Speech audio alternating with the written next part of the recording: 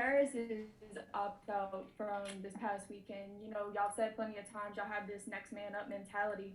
So like, do y'all kind of like hype each other's heads up of who's gonna go out and show out and like who's gonna be the next star of this wide receiver core? Oh yeah, most definitely.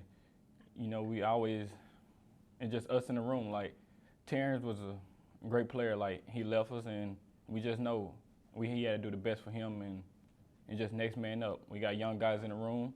They're gonna be great for us. It's their time to go now.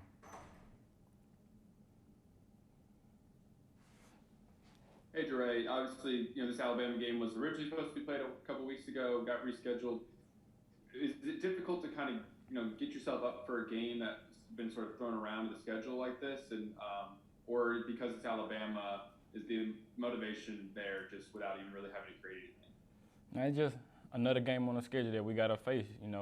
It's just whoever get in our way, we gotta attack the opponent, no matter who it is, try to get the victory. We know what Alabama is gonna do, and we just gotta do what we gotta do best to get the win. Hey, Jaray, Jacques Doucet, WAFB-TV here in Baton Rouge.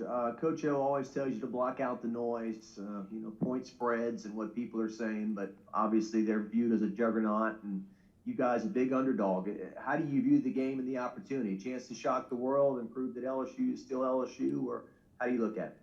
Yeah, we still have a chance to shock the world. Like, we just got to play the best of our ability, offense, defense, and special teams.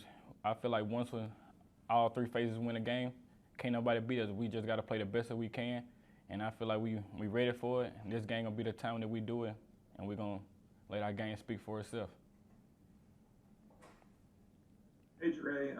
Obviously, this is a big week for both quarterbacks and T.J. Finley and Max Johnson. I was just kind of curious if they've both been kind of receiving first-team reps this week, and just kind of what have you seen from them since obviously the A&M game where kind of nothing really went wrong for the offense. What have you seen from those two guys? Probably maturity. Like, it just seeing them after come from a loss, and they back in the film room, seeing what they messed up on. Like, they probably made a couple bad calls. Like, just seeing them understanding that they have messed up at a certain times, and like we all mess up, so we can't just bring them down. We got to lift them up. They young guys, they freshmen, and they play a big role in the offense. They the leader of the offense. They got to make the calls.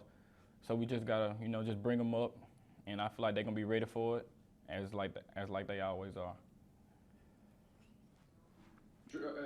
Cordell Flett seemed to really have his best game of the season this past weekend. There you are nodding your head. Was there something that in the lead up to that A&M game that made you think that might come from him? Because he struggled, but Orgeron had sort of expected him to have a really good year. Well, Cordell Flett, he's a great guy. He don't really say much. He's a hard worker at practice. He always trying to get reps. Just trying to be him. And like, I knew it was gonna come. It was just a matter of it. I told him like before the game, just be you, play free.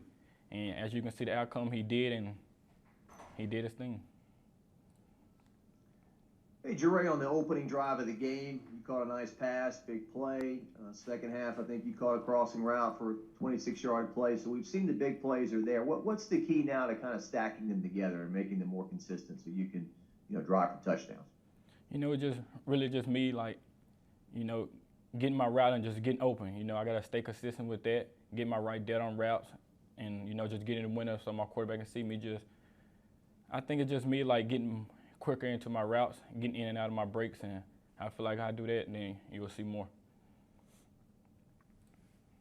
Hey, Jaray, just to kind of follow up on the quarterback situation, I was just curious, have you guys been working with both quarterbacks this week? I mean, how has that kind of snap count been? I mean, because obviously with Terrace now gone, you kind of want to establish that chemistry with both quarterbacks moving forward. I mean, has that been kind of what the outlook and practice is like this weekend? Oh, yeah, both quarterbacks, they get reps each and every day. They split the reps at practice, and, they both competing, just like everybody else is. Like, we always throwing with those two young guys before, during practice, and after practice. So the chemistry is there. It just, when they get to the game, we're just going to showcase it.